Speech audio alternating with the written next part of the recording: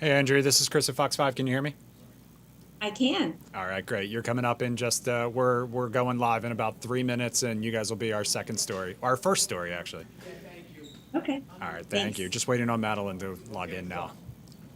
Okay.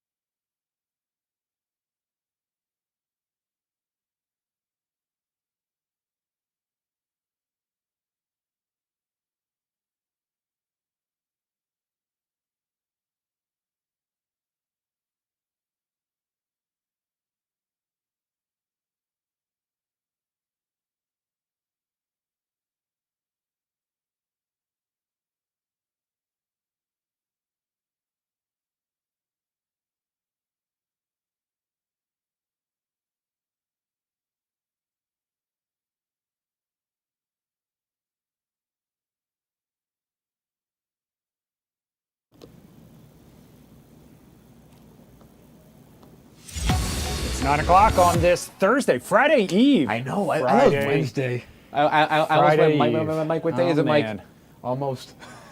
Yeah, it was yesterday, right? I It's know. Thursday, right? Don't scare Today, me. Don't scare me, feel Tony like, P. well, It is okay, Thursday, I right? was sitting Friday in this Eve. exact spot. Okay, look. I literally last night we were in a commercial. I was looking down at the control here, and I said, "I wonder what it's going to feel like in 24 hours." And literally, 24 hours went by like this. Seriously, because I had a lot going on today, and I wanted to see if I can get to the show tonight, I'll be accomplished. Then you're right? that much closer to the I weekend know, as and well. it just flew by.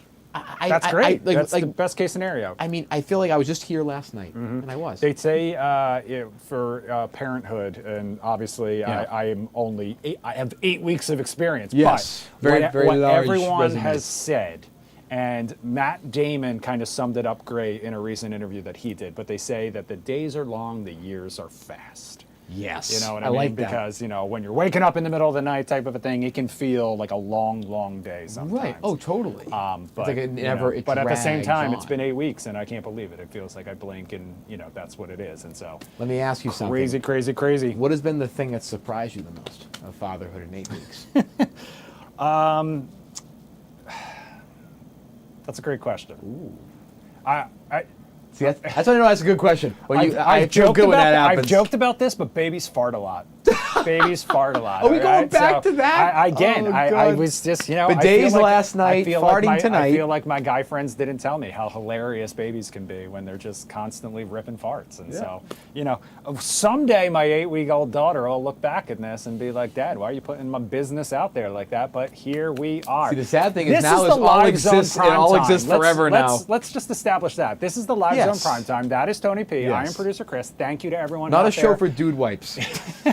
joining us, whether you're watching on fox5dc.com, whether you're watching on Fox 5 YouTube page, whether you're watching on Fox Local. A busy night because it was a busy day, Tony P. Yeah, it was an absolute bombshell that got Let's dropped on us mid-afternoon. dive sir. right in, shall we? We are starting off with major developments. A cabinet shakeup for President Trump, the first of his second term.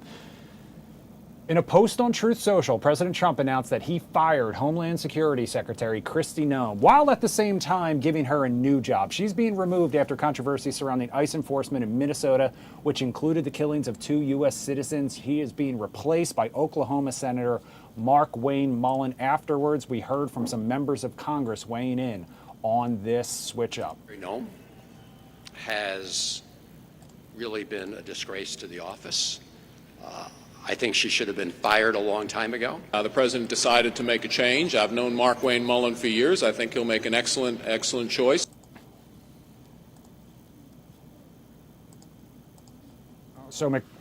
Mullen can serve in an acting role, but will need to be confirmed by the Senate. In the meantime, the Department of Homeland Security remains shut down. The latest funding attempt failed in the Senate today. Democrats blocked the procedural vote as they push for new restraints on immigration enforcement. Republicans warn the lack of funding could put the U.S. at risk amid the conflict with Iran. Tony, this is our big story, obviously, so we want to dive right into this shakeup. Democratic political strategist Madeline Somerville and Republican political strategist Andrea Kaye joining us now live right here on the Live Zone Primetime. Thank you so much for joining us here tonight. Great to be with you guys. All right, so we'll start with you, Andrea. The first major shakeup of this second term, were you surprised at all to see this coming, or had you seen the writing on the wall? Well, look, the writing's been on the wall that the Democrats, well, I should say the Uniparty has been wanting to get rid of Kristi Noem for a while. And why? Because she was successful. Look at her accomplishments in the past 11 months. The border is completely secure. There's been no illegals being released into the country in 11 months. 3 million deported. Murder rate down to the lowest it's been in 125 years, fentanyl deaths down over 56%, and on and on and on. And because of her success in fulfilling the MAGA agenda, look, she's been in the sights and in the crosshairs of the Uniparty. And it was clear that they wanted to get her out. And that's what the hearing was, the congressional hearing was about. And to see the Republicans going after her to the extent that they did, Tom Tillis and even Kennedy out of Louisiana showed that they were out for her and they got what they wanted today. And it did not fulfill what many people in the Republicans thought, okay, maybe now the Democrats will reopen the government. That didn't happen at all because capitulation never results in a win for the Republicans. Andrea, let me follow up a little bit on that with the president's strategy. So President Trump has been known in his first term and 2.0 that he doesn't fire anybody at whim based on what Democrats are saying or the political whims are. We're hearing now that potentially it was because of this ad campaign that's former Secretary Noem $200 million ad campaign that she attributed to him, and he said to Senator Kennedy, no way. Do you think potentially this could have been more of President Trump's decision? Because, he's not doing this as a usual thing. This is very different for him. Do you think potentially this is more about President Trump wanting someone who's not going to kind of, not double cross, but kind of do that to him in a public way? Well, I have heard that there were reports that he was angry, that she had said that he supported the $200 million campaign. But why did that even come up in the hearing? Because the Republicans wanted to push her out and they wanted Trump to have a reason to do it. And Trump doesn't like anybody stealing his thunder. Look, the thing is about Trump and what we heard about him before he became president the first time was, it's going to be like The Apprentice. He's going to fire everybody. The reality is he didn't. He didn't fire Jeff Sessions. He didn't fire James Comey like he should have early on. He didn't fire A.G. Barr back in the first go round. He didn't fire we all thought, many of us in MAGA have thought for the past 6 months that he needed to fire Pam Bondi. So it did kind of come as a surprise that if he's going to get rid of a cabinet member, it would be her, and it would be over an ad campaign. Look, President Trump has the right to put whoever he wants in his cabinet, but he took out somebody that's actually done more to fulfill the MAGA agenda than some others in his cabinet. Madeline, I want to get your take on this as well. Obviously, there has been major criticism of her handling of immigration enforcement in cities like Minneapolis and the way that her department has handled emergency management funds as well. So for this to come down to possibly an ad campaign, will Democrats take it however they can get it? Oh, for sure. But I think actually the issue isn't necessarily the ad campaign itself. I think it's that she lied under oath about it. Because she said that President Trump knew about it, he's saying that he didn't. Whether that was true or not, if President Trump says he never said that, then she lied under oath and perjured herself.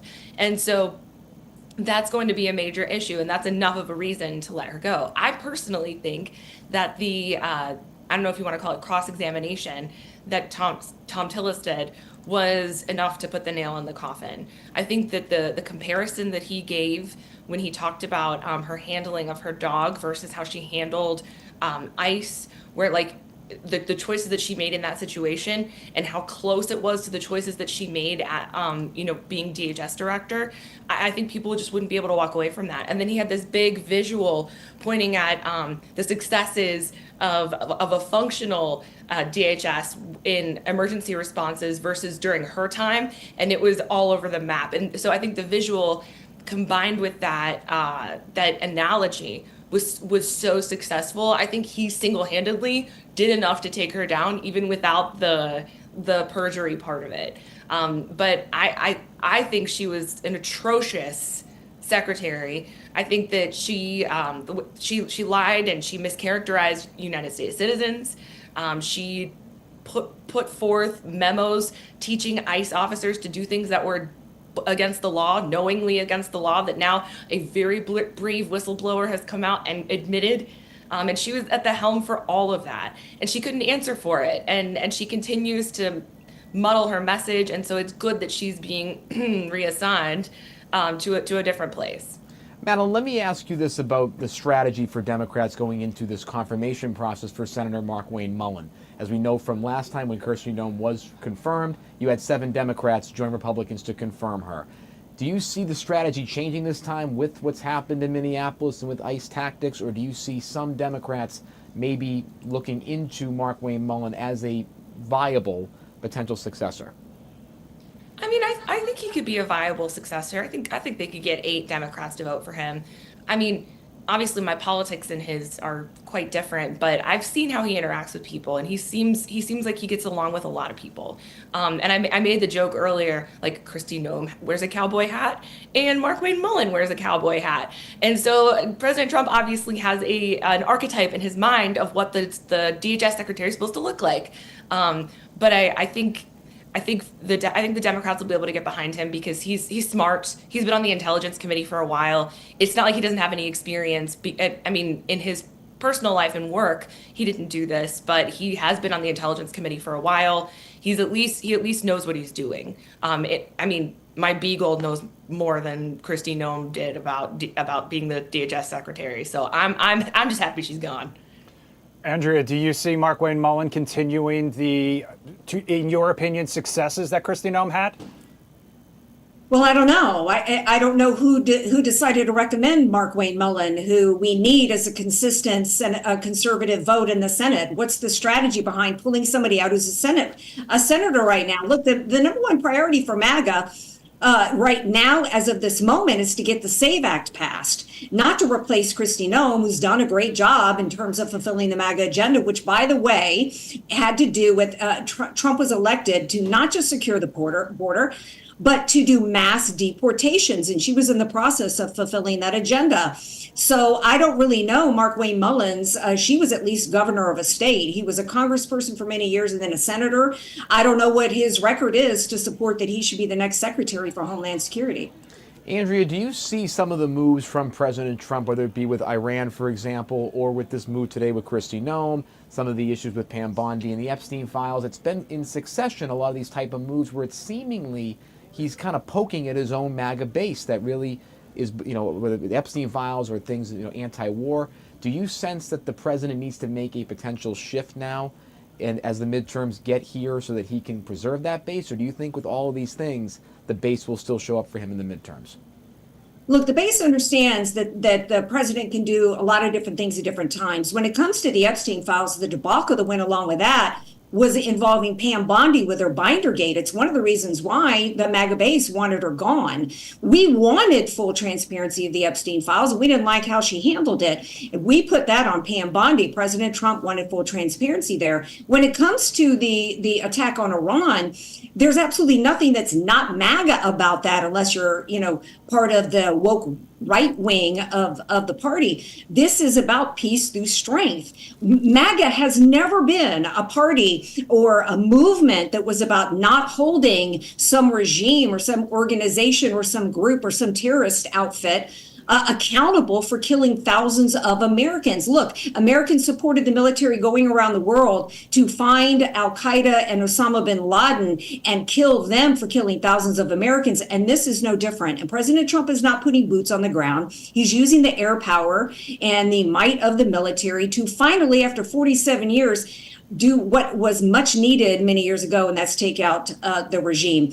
As for the other things that MAGA is behind that. What we want done in addition to that is we want the SAVE Act passed, and we also want accountability for those within the government that committed crimes against the American people, whether it was in the form of a weaponized government, whether it was in the form of fraud in Minnesota, whether it was in the form of an organized insurrection on the ground in Minnesota to block deportations. Those are some other areas that we expect Donald Trump to do on behalf of MAGA, because that's partly why he was elected. Madeline, do Democrats are they in a bargaining position now with the Department of Homeland Security still being shut down to kind of work with Markwayne Mullin to try to get some of their demands passed to be able to get this agency back up and running so that when he takes over, he can hit the ground running? Yeah, absolutely. And I think that he really set the foundation for that in the speech that he gave today when he said, look, I understand I'm MAGA, I support the president, but this is not a partisan role that I'm in. My job is to work for the American people to keep you safe. And I love that that was his sentiment going into this role. I appreciate that. Y'all know me, I like when people work with the other side. I don't know how else you do it. And I don't blame President Trump actually for having that perspective overall with his work. I think you're supposed to work with the other side. That's the whole point. So I do think that there's some possibilities here, because it seems less like a concession if you have to make an agreement with a new person, right? If you're willing to agree to something that might have looked like a concession otherwise, this is an easier way to get it done. And I think that President Trump knows that he's not in such a great position right now because he's lost so much in the polls, right?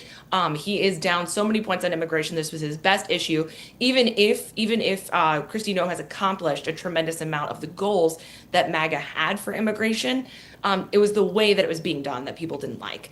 And so there's a reason why he's down 27 points with independents and 20 points with Latino voters. And so I think that, putting this new person in there, literally giving it a new face is a rebrand for the department. And President Trump knows how important that rebrand is. And hopefully it will be more than just a visual, it'll be substance too.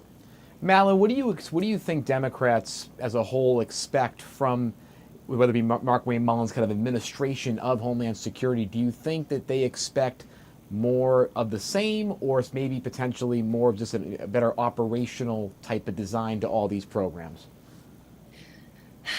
I'm nervous, actually, to see what their response is going to be, because I don't think that people like Chuck Schumer have a similar perspective as I do, where I think that you should work with people who disagree with you.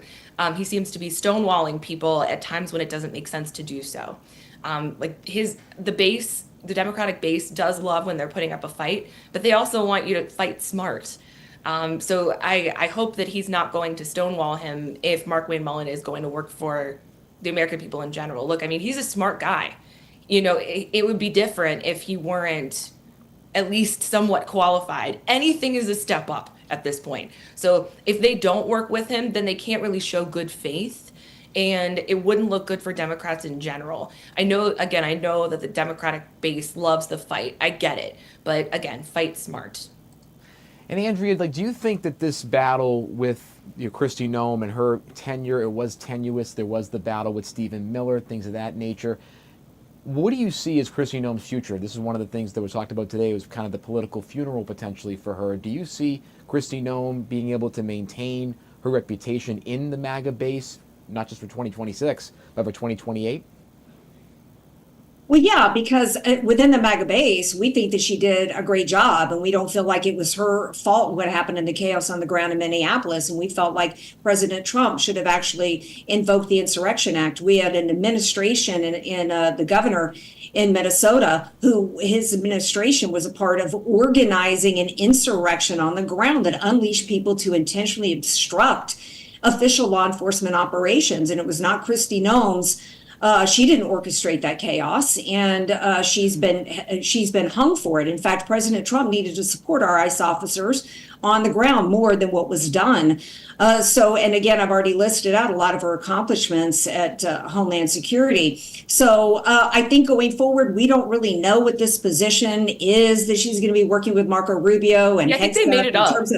In terms of this, what's it called? Special envoy for the Shield of America. I was just joking about it. They made it for her. Well, I mean, it seemed it right now it seems like a concession prize, but we'll have to see if it's something that is actually legitimate, because President Trump has done some extraordinary things to try to restore stability and freedom in the Western Hemisphere, like removing Maduro, for example. And so there could be some legitimacy in this position, but as of right now, I think the MAGA base is looking at this as capitulation, as retreat, like sending Tom Homan in, who backed off of mass deportations to targeted deportations. That's not what we voted for, and it's not going to provide ultimate safety and security for the American people. So time will tell about Markwayne Mullin, time will tell about Kristi Noem, but right now, I think MAGA is looking at her and the role that she played as successful. Well, we will hopefully learn more about that role, whether it's made up or not. There's a lot of dynamics in all of this. Like, again, Stephen Miller dynamic is a major part of this too. No question. Oh yeah. Madeline Somerville, Andrea Kaye, thank you guys both so much for joining us and lending your expertise and your opinions on this topic tonight. All right. Great to be with you guys. Have a good night. You too. All right, we're going to move on to the other big story tonight, which was, of course, Operation Epic Fury, Day 6, Tony P. And it appears things are ramping up. Defense Secretary Pete Hegseth says the amount of firepower over Iran is about to surge dramatically. It comes as the Iranian regime still fights back, but the U.S. is close to achieving complete dominance over Iran's airspace after hitting more than 2,000 targets. The Pentagon says Iranian missile launches are now down 86%, but Iran's still lashing out, launching a new wave of attacks on American and Israeli bases. And as part of when we say more to come, it's more fighter squadrons, it's more capabilities, it's more defensive capabilities, and it's more bomber pulses more frequently. The amount of firepower over Iran and over Tehran is about to surge dramatically. Meanwhile, a push in Congress to end the strikes failed today. The House narrowly rejected a resolution to halt President Trump's attack on Iran. Democrats and some Republicans were trying to give Congress control over the war. Meanwhile, on Wall Street today, the strikes forcing the Dow to drop 1,000 points. Meanwhile, at the same time, oil spiked to its highest price since the summer of 2024. Americans stranded in the Middle East, though, are beginning to return home. The first commercial flights since the U.S.-Iran conflict began landed earlier today at Dulles International Airport. Thousands of travelers have been stranded as airspace closed across the region during the escalating conflict. Fox 5's Sharon Rajet got a chance to speak with several passengers as they arrived back home today. We're very, very grateful. I'm very thankful that we were able to get a flight home. We're just very thankful for the UAE. That's where we were. We were in Abu Dhabi for a couple of days. How do you feel? Fabulous. Yeah, very grateful that they are back. It was really stressful. Officials say a 24-hour task force is now in place to help American citizens who are still trying to get out. The State Department says it will continue assisting anyone seeking to return home. Shirin Rajae still out at Dulles International Airport. There were several flights scheduled to land today. They weren't necessarily on time, all of them, because there were some major delays overseas as a result of everything going on, like you can imagine. She'll have an update and more reaction from some of those passengers coming up on Fox 5 News at 10 and 11 right here on Fox Local. It's really interesting, Chris. And I think it was day 6 or 7 now of this. Day 6, yeah. Day 6 of this operation. One of the things that I'm still very unclear of is this whole like, you know, what is the actual goal here? Because we hear it's regime change. Okay, it's obvious. Like, it's like the actions are obvious, but like there isn't like a stated goal. With Iraq, it was a little bit clearer. You kind of knew, okay, we're gonna take out Saddam Hussein. We're gonna try to rebuild democracy there and build an ally in the Middle East. With this, it just seems like the goal is to pulverize Iran into a position where maybe they, a new government negotiates. The issue is, what is the plan for an actual resistance on the ground? Because President Trump wants to really get involved in making sure that there is an uprising. They're working with the Kurds as well to get them potentially to start their forces on the ground in Iran, as well as in Kuwait and other parts of the Middle East, to get that resistance started and get them weapons and things of that nature. But the question is, how long is that going to take? And then how can we actually be assured that there's going to be a transfer of power and transition of power to a democratic or something like that type of state? Because I'm looking at the headline on Fox News now right now, and it says President Trump wants to be involved in choosing Iran's next we're leader. going to talk about And that. So Tony it's like, P, I think some cynics out there looking at both Venezuela and the Middle East might say this comes down to oil. potentially, and I think the president has looked at his successes in Venezuela. He's more of these targeted operations, the targeted strikes last year in Iran. I think he believes that, we're just going to do this a larger one this time. I've been 2-0. I'll go for 3. When in reality, that was the same thing that happened during the Iraq War era in 2003. Donald Rumsfeld said it might be 6 days, might be 6 weeks, but it won't take 6 months in Iraq. And 20 years later, we're still there. So I think there may be some hubris on the part of the president and the administration to say, we can just go in there and really kind of have our own position with a nation of 90 million people versus Iraq, which is a lot smaller. So right. I think that's just a thing as we look into all of this. And the reason why I keep asking the questions about the base is because the president did campaign on the peacetime president. Not president of peace. He was going for that Nobel Peace Prize. Not bringing new wars. No more new wars. He was bragging Kamala Harris about, is going to make the your ones kids that fight he war. ended. And I think that in connection with, and we just talked about it with Andrea on the program, there was the issue with Kristi Noem and Pam Bondi. I think he's starting to rack up a lot of things that are against his base. And at some point, will that depressed turnout in the midterms and for his future agenda, will that also hurt him in this next year with members of Congress? Because they're leaving, they're retiring. Some like Tom Tillis are speaking out. Who knows what this looks like? So I just think politically for the president, it's a very puzzling move overall to engage in this act, especially when there isn't really a clear end game. There isn't a clear tomorrow out of this. So we hope that there is. We hope that the Iranian people have the chance to fight for a democracy or a country that they want, where they're free. The question is, what role should the United States play? So the president wants to get involved in who should be the leader. I don't exactly think that bodes well based on our history in Iran when we were the ones who installed the Shah in the 1950s, and then that really didn't do well for us in 1979. Well, we will keep an eye on it, of course. And you can let us know what you think yes, as well. Please tell the us. YouTube comment section is open, and of course the QR code the Zoom room is always open as well. In the meantime, we are going to take a quick break. We're going to leave you with this live picture from our Fox 5 Skycam at the Stacks, looking out over the Washington, D.C. skyline. When we come back, Tony P is going to talk about what other stories he's been keeping an eye on this Friday Eve. We're also going to talk about the sure sign of spring that may have you thinking warm thoughts. Oh, I think I know what you're talking about. We'll be right back.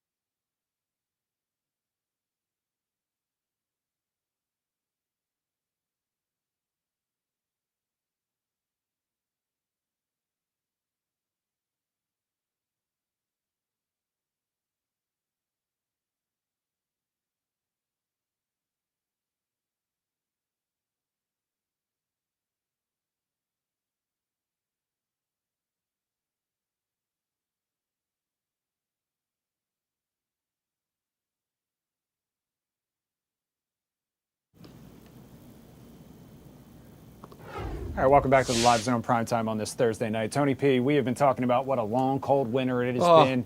I know you are no fan of this. You have been waiting for temperatures to warm up so you can take your clubs, head out to the links, maybe, you know. Aruba, Jamaica, ooh, I want to take Tony it P. to Bermuda. Tony P. is a warm-blooded man. He is I don't looking... like skiing. I don't like ice. I don't like any of that stuff. Except for when they're breaking ice like this. Breaking ice like this. We are talking about a sure sign of spring. That was cool. The cherry blossoms, and you can see that ice block right there kind of paying homage to what a long, cold winter it has been.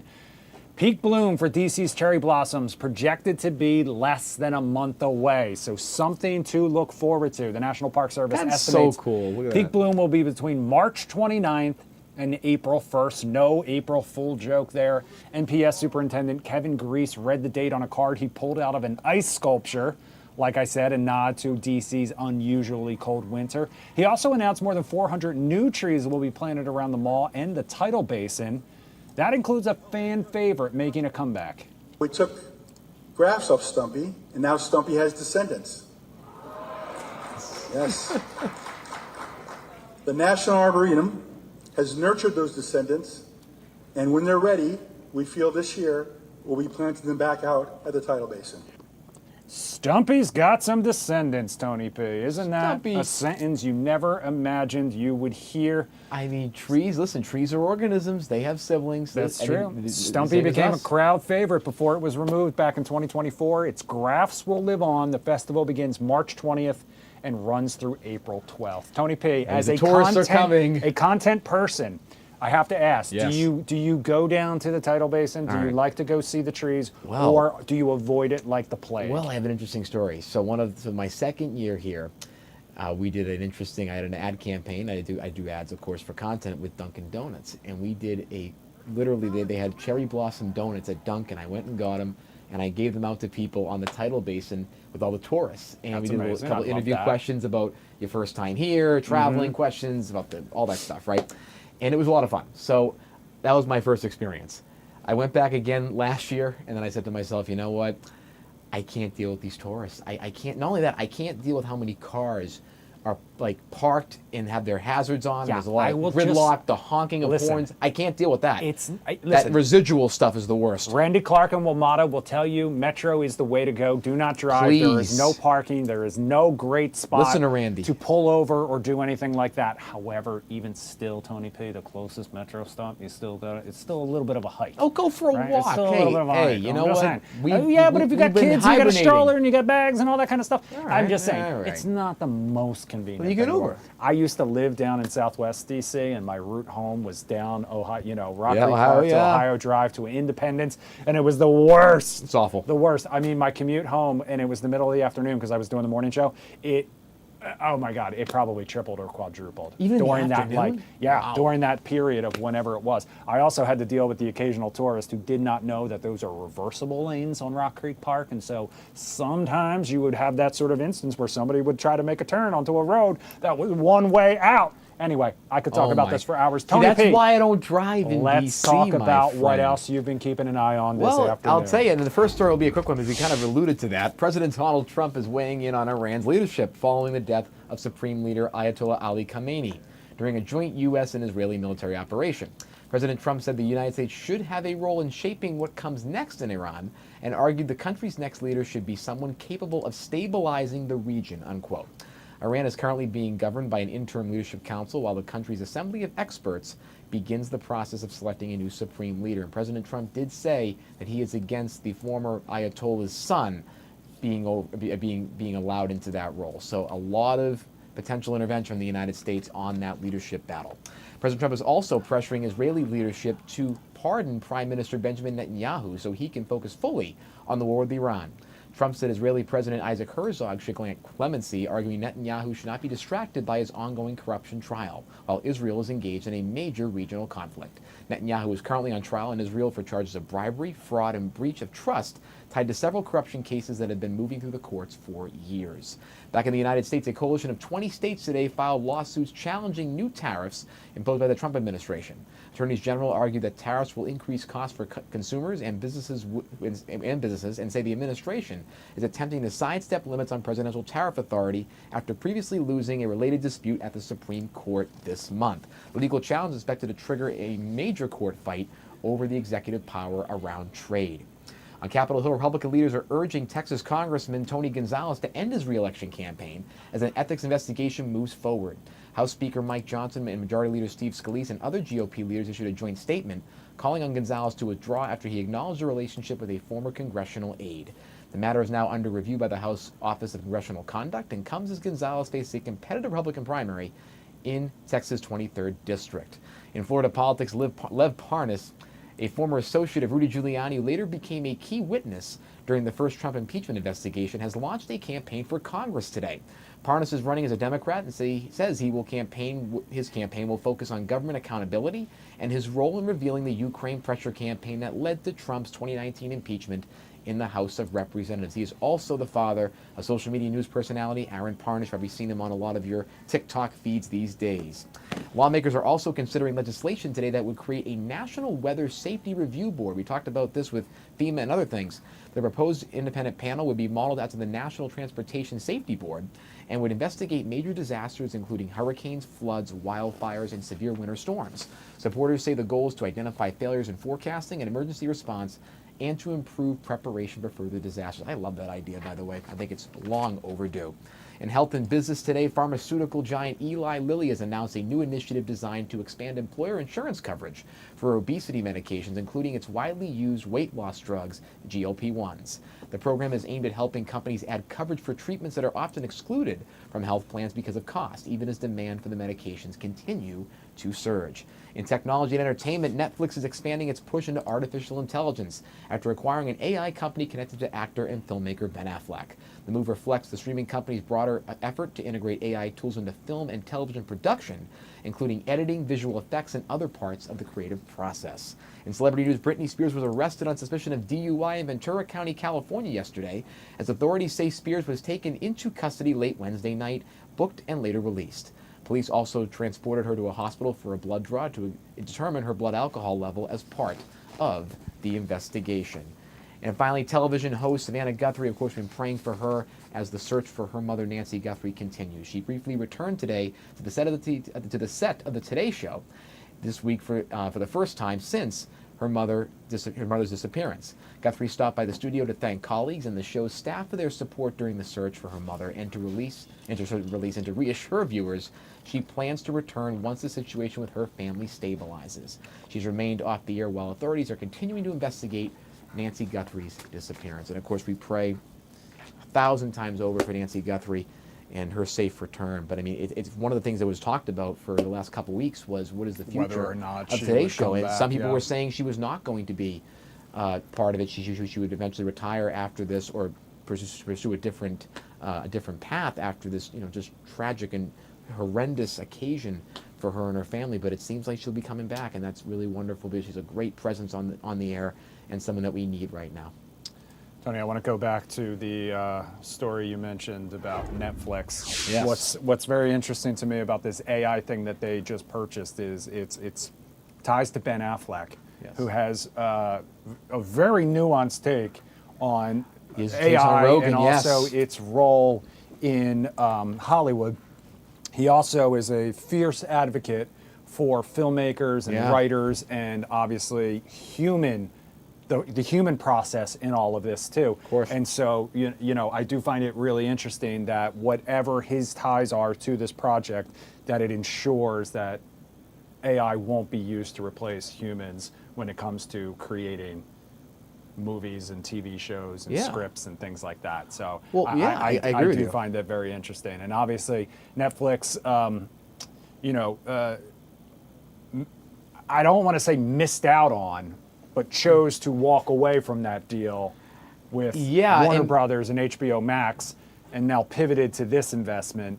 And I've seen some chatter online about how this smaller investment could really set them up for some major future gains. Well, this is Netflix's behavior since their inception. So one of my former professors from college was one of the first marketing hires. I think he was director of marketing or chief marketing officer at some point, where he always told me that whenever they had a chance maybe to take on Blockbuster and expand or go after them in that same business, they always pivoted to that more risky but up-and-coming business model. They did that instead of going after Blockbuster with stores or really going heavily into the rental business. They went all the way to content. Yeah, and now they're keeping and I'm that old same enough to thread remember when they had of the, going into the content DVD mail, you know, right, and physical DVDs still, how they started. Well, they were supposed to expand into Europe to compete with Amazon and Blockbuster potentially. Not sorry, Amazon.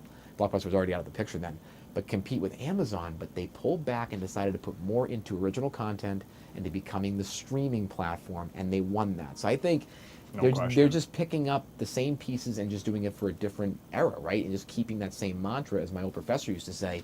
And that was the advantage that Netflix had, is that they always knew 2 steps ahead. Now, what's really interesting, too, about what Ben Affleck is saying is that AI could help with some of the more repetitive processes in filmmaking, whether it be some of the editing techniques or give editors more precision when they do jump cuts or zoom ins and outs, things of that nature, different camera angles, get it done faster, right? However, the creative side, according to Ben Affleck, Matt Damon, and many others, it only really creates a subpar work product. Very generic. It can help you spark some ideas maybe, but you need to have that human nature, that creative endeavor to fill in those blanks. So I don't think this is ever going to be something that's going to take over the production side of it in terms of creativity and building out a series or a movie. Right. But I think it can just allow people more access and just different features, maybe add a little extra oomph to something. Well, we will. I'm sure we will see how this pays off in the very near future. In the meantime, we're going to take another quick break, leave you with a live picture from our Fox 5 Skycam at National Harbor. The Capitol wheel all lit up. I can see some words. I can see some letters scrolling by. They're not I letters, don't know. Chris. I'm convinced that they are. Those are, I'm convinced that they are. If you can read what it says, let us know. In the meantime, we're going to take a quick break. When we come back, we're going to talk to pediatrician, lactation consultant, and social media star Dr. Mona all about Elsie Hewitt's recent admission that she is choosing not to breastfeed her newborn baby and the backlash and the drama that that has caused. We'll be right back.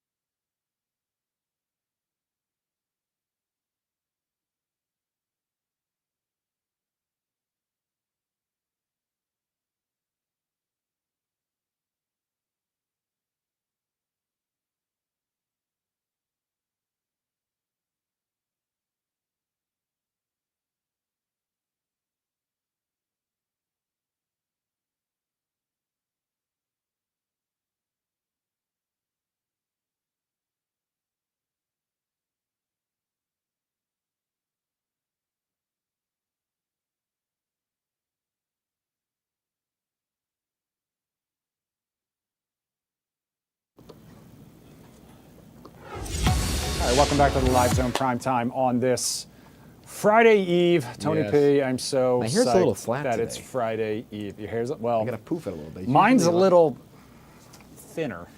I mean, every we day. all get a little thinness now and again.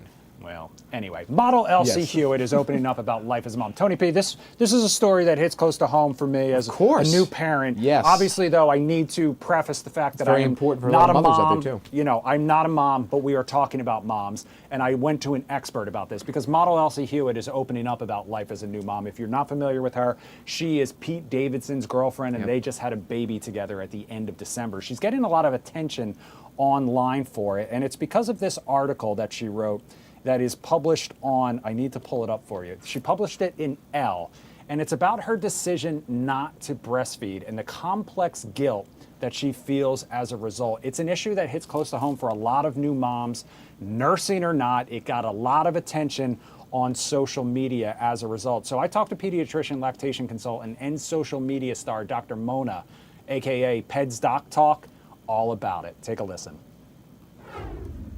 One of the things about this article was that I found it not only thoughtful, honest, vulnerable, and open, but it honestly helped me better understand what my wife is going through. And that was part of the reason that I wanted to reach out and talk to you. So first and foremost, just diving right in, what was your initial reaction to this article?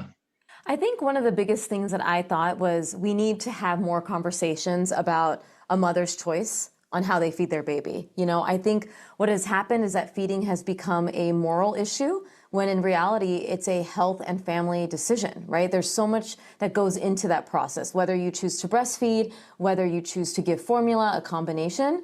So that first reaction was like, thank you for putting this to the limelight. Thank you for having another vulnerable conversation around the choice that a mother's making so that maybe another mother can see themselves in that mom. Yeah, and that was one of the things that, you know, recently I saw Kylie Kelsey kind of open up about this with her most recent birth. And I also saw the former First Lady, Michelle Obama, talk about being a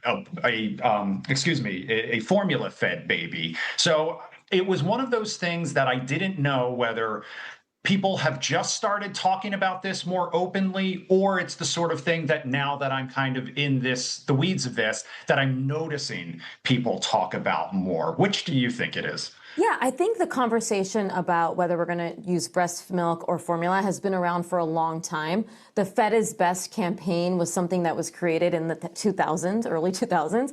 And, you know, there's a lot of, is that the best framing? For many of us in the lactation world, because I'm also a lactation consultant, as well as in pediatrics, rather than saying Fed is best, I like to say that informed decision making is the best, right? Like what works best for your family is going to be the best decision when it comes to breast milk versus formula.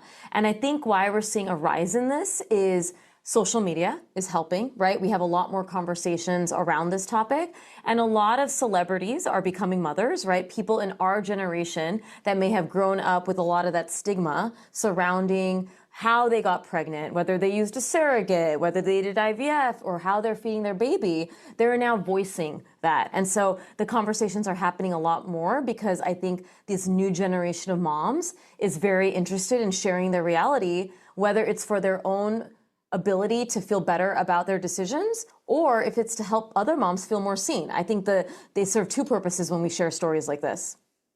So one of the things that she writes is about the contradictions, complex guilt, accepting support in a culture that quietly equates suffering with devotion. She also writes about the moral weight of feeding a baby.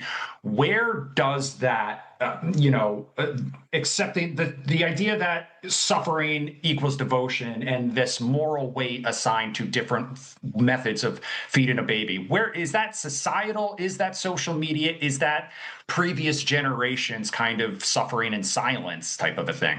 Well, we can have a lot of roots in the cause of that, right? There is this sort of feeling that women need to be martyrs for their babies, meaning they have to self-sacrifice themselves in order to support their child, but that is not true. Now, if a mom feels that that gives them value, if that's what they feel that is best for them, I'm totally supportive of that. And I think a lot of this feeling has a lot to do with societal expectations. I think patriarchy also has a lot to do with it, where we look at, well, women should childbear, women should breastfeed. It's what is meant to happen, when in reality, Thanks to modern medicine, thanks to technology, we know that there's so many different ways that we can feed a baby. And so when she talks about that suffering, I think it's a huge thing that we label, right? Because there's a term that I learned called maternal ambivalence, which basically means that it's okay as moms to say to yourself that something isn't working, that this isn't serving me, and that's okay to say that I want to do something different because it's not good for me. And I think when we have these conversations, we start to understand that we need to question our own mental health.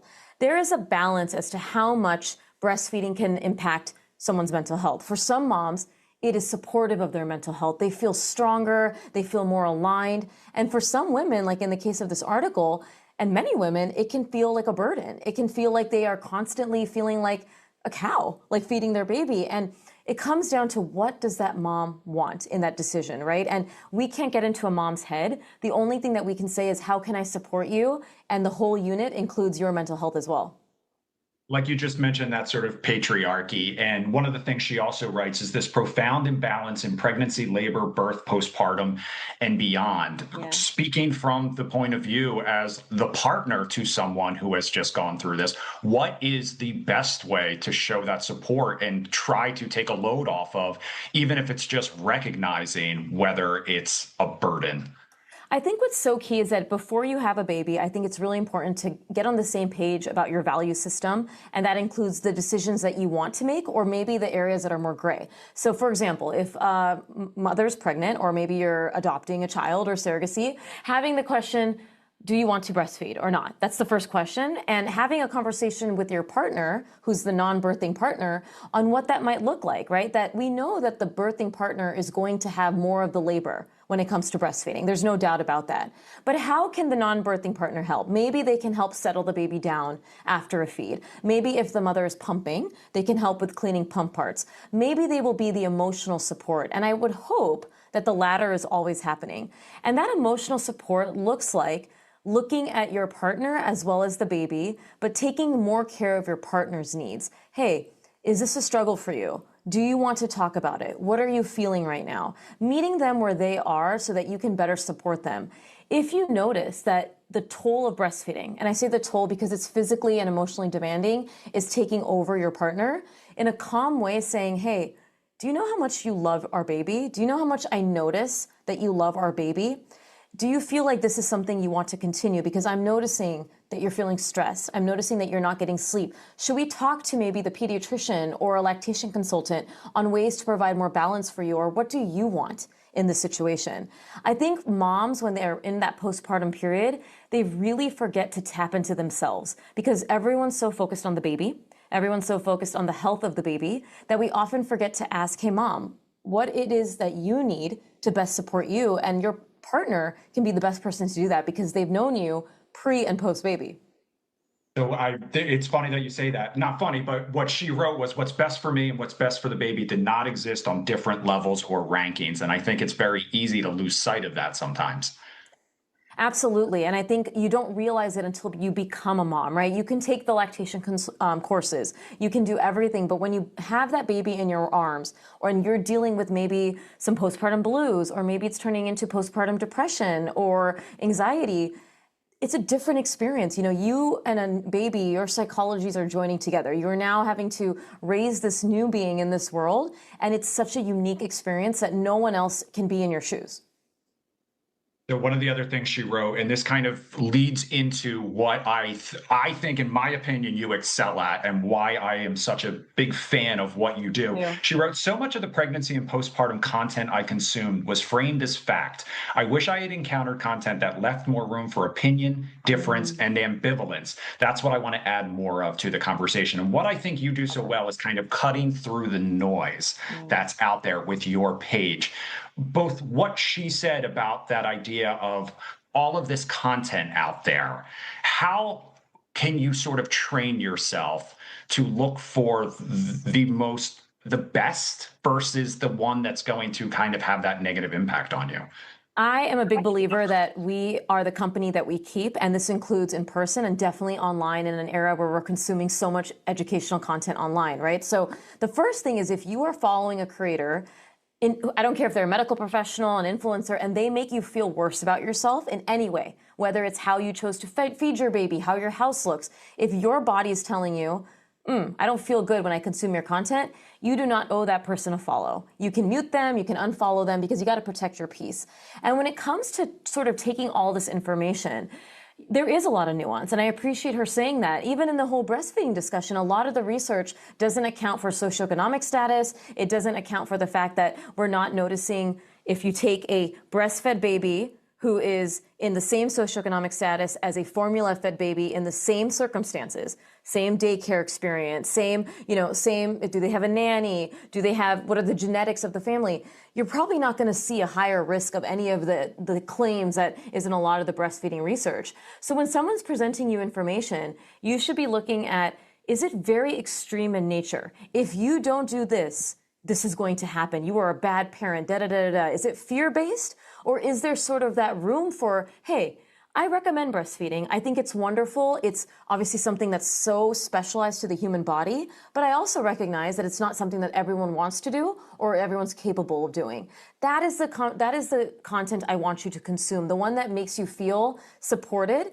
And especially if you're in this middle ground of, I don't know what I want, those follows are going to be the best, because those people are going to guide you into here are the facts that they stand. Here is what I see. I want you, as the mother of that child, to tap into your autonomy, tap into your intuition, and decide what feels right for you, whether it's about feeding, sleep training, whatever it is, because we forget to do a lot of that when we become moms.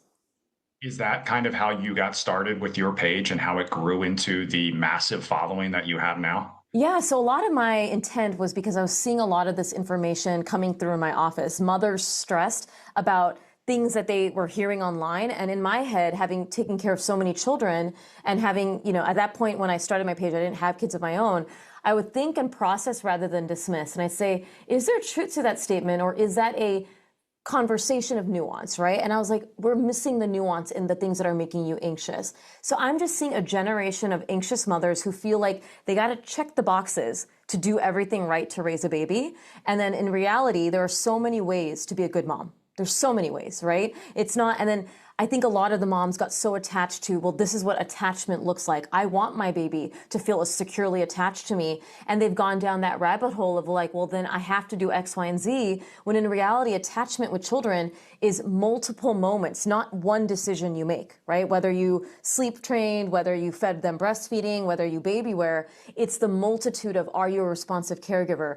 And so all of this is what prompted me to say, you know what? People need to hear that balance. I think a lot of the messages I get, like literally today, have been, you have made me a more confident mother. And that is what I'm aiming for. I want people to feel that I gave them the tools and that they are the expert on their baby, that now they can go forth and have the confidence they need for their children. So that being said, what advice would you give to new or soon-to-be moms who may be wrestling with this choice? I think when we talk about this breastfeeding discussion, it's okay to confidently say that breastfeeding is wonderful and works for my family. Check in with yourself and your mental health, your physical health. Just because you commit to something, and when we talk about breast and formula, it doesn't mean you have to continue it. And I have had families who have breastfed and they're like, listen, I'm done. And I'm like, have you thought about the reasons? Yes, I just want to get more sleep, or I want to space out feeds and I can't. I want to support you. So know that you can always pivot, and know that if it works for your family, beautiful. But also know that formula is also a great option, And when it comes down to this is far more than breast or bottle. We are looking at, is my baby growing? Is my baby loved? And is my baby getting a nurtured experience? And if you can answer all those three questions, every other decision you make will align with your value system, and you will realize that, yes, my formula-fed baby is loved. They're growing. They're healthy. And I'm going to listen to the experts in the field that have seen and taken both formula-fed and breastfed babies. Thank you so much for spending some time with us and lending your expertise. Thank you for having me.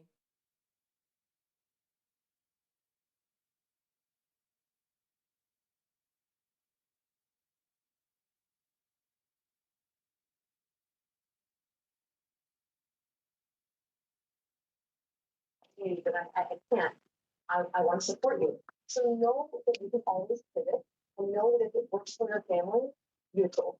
But also know that formula is also great option, you know? And when it comes down to this, this is far more than breast or bottle. We're looking at things like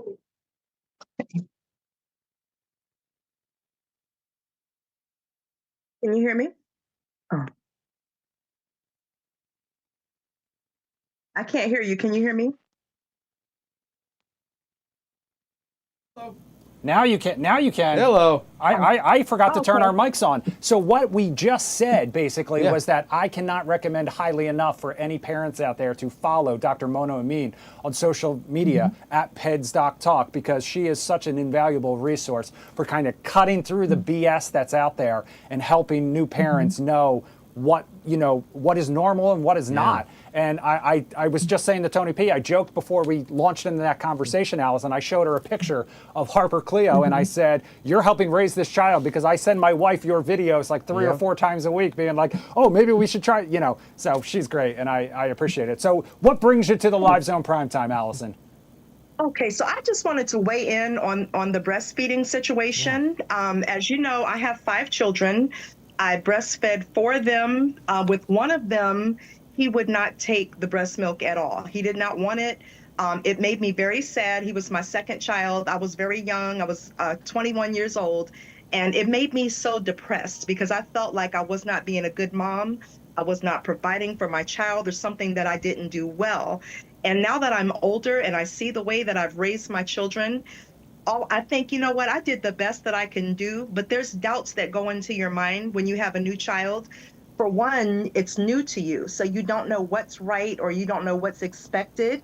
And you feel like if you don't do what someone else has told you that you're supposed to do, it makes you feel like you're failing as a parent. But just for any mom that is going through that or that is experiencing that, my advice is the only perfect thing you can do as a parent is be the best mother that you can possibly be, or be the best father you can be. There's not a lot of really mistakes you can make. You're going to learn together. The baby is going to teach you how to take care of them. And if you give the baby formula, as long as the baby is happy and not starving, that's the only thing that matters. And it's just hard not to feel the guilt, because it's a hormonal and mental thing that you go through when you bring a child into the world. Allison, thank you so it can much. be hard on the mom and dad. Thank you so much. We appreciate you weighing in. We're down to our final 30 seconds, so I just wanted to say thank you and appreciate you weighing in. All right, Tony P, she's not wrong in any way, shape, or form. Like Dr. Mona said, fed, healthy, and loved. Exactly. And mothers, there's so much on them in the beginning process and throughout the child's life. Let's not shame anybody for what their choice may be. That's right. Fox 5 News at 10 coming up next. We'll see you tomorrow night.